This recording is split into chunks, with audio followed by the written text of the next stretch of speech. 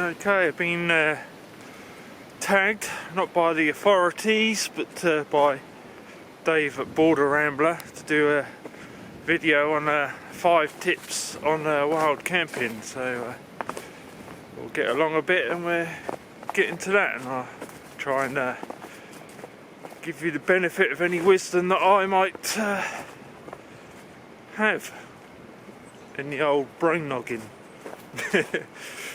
So I've got my highly sophisticated list here to at least keep me partly on track.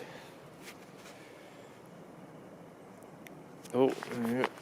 Number 1, don't take too much stuff.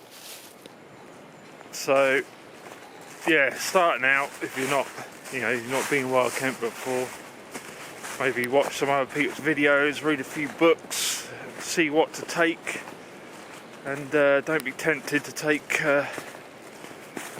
everything in the kitchen sink. I mean, it kind of depends. If you're not walking that far, I guess it doesn't really matter. But if you're walking any distance over any rough terrain, then it will matter more, and just make it more miserable. Ask me how I know. I mean, I remember doing a trip on Dartmoor where I had like a 3-man tent. This is between 2 of us. We both had a stove each. My mate had like a D-cell mag light. It seemed to be carrying 3 litres of water at any time. Took a poncho, a survival kit. Anyway, we did it again a year later. Took much less stuff and had a much nicer time of it. So yes, don't take too much stuff. There's loads of YouTube videos on what to take, and so you can blitz through them. And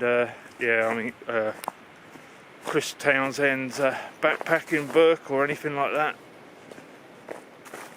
and that should help you on your way. Alright. Number 2, site selection. Okay, so site selection, so it's worth, as you get towards the end of the day or where you think you're going to camp, of looking for a good spot. I'd say it kind of depends on the weather as well, so if it's windy, somewhere sheltered from the prevailing wind, somewhere reasonably flat, reasonably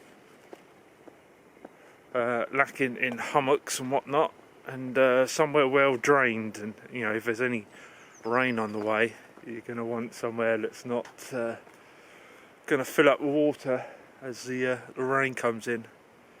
But you also might want to think of a decent view is also nice, but often that depends on the weather. I take weather protection over view, so I get a good night's sleep. But yeah, it's worth taking the time to pick a decent site so you get a good night's sleep and you have a good experience, so you're more likely to do it again. So that's what it's about. So yeah, that's that one. Alright, just going to have a quick brew stop and we're getting to number 3.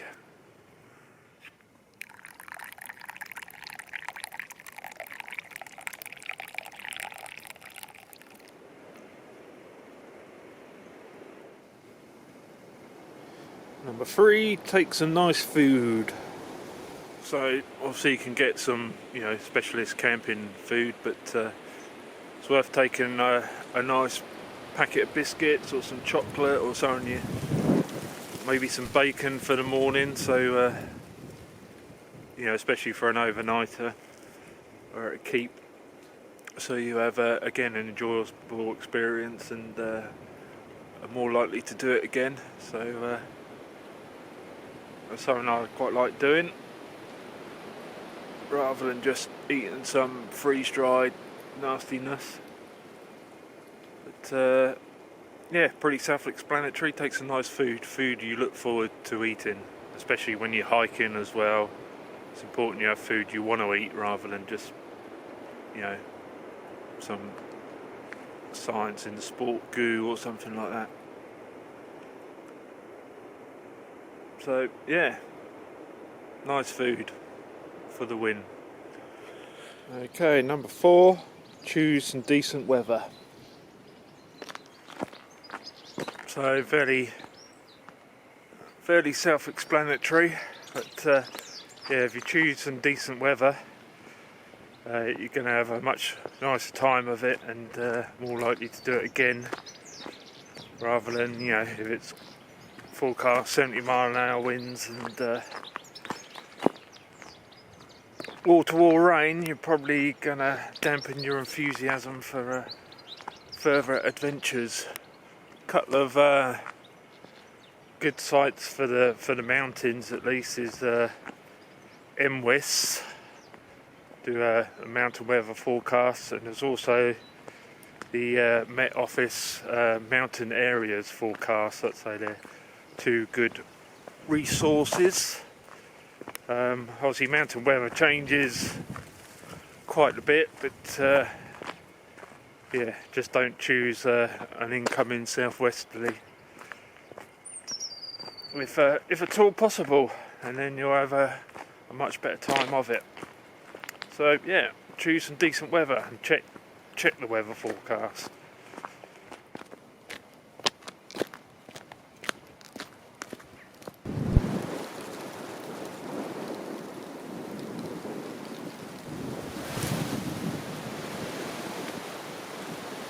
Okay, number 5, start somewhere local or with an easy escape route back to your transport. So fairly self-explanatory, but yeah, maybe don't choose a massive route to the remote parts where it's going to be a bit of a nightmare getting out if your tent falls down, or just deciding that it's not for you. So choose somewhere that's easy to get in and out for your first couple of times camping, because it's gonna, although the skills aren't hard to learn, you know, there's just a bit to know about. So again, make it easy for yourself and build up to things. So maybe don't choose February camp in the middle of the Cairngorm Plateau or something, you know. Just choose somewhere nice and mellow and just a quick overnighter. Get used to setting up your tent, used to all your kit, and figuring out what you like about your kit, what you don't, and sorting that over time. So that's it, I think. It's about all the wisdom I've got for today. Now I've got to tag a few people. I'm probably going to tag 3 people. One will be Wandering Jay. Does lots of videos on Dartmoor. Hope to see him on the TGO if that happens. Also tag Nick on Dartmoor. And Tim Outside, formerly known as Viking Outdoors, formerly known as Prince. So I'll send them a message on their respective channels, because I don't know them personally, but they're all sort of based in the south or southwest, getting down to southwest. So yeah, that's it. So check their channels out. I'll try and figure out how to add links and put them in the description. And see you on the next one, whatever that is, when we're regain our freedom.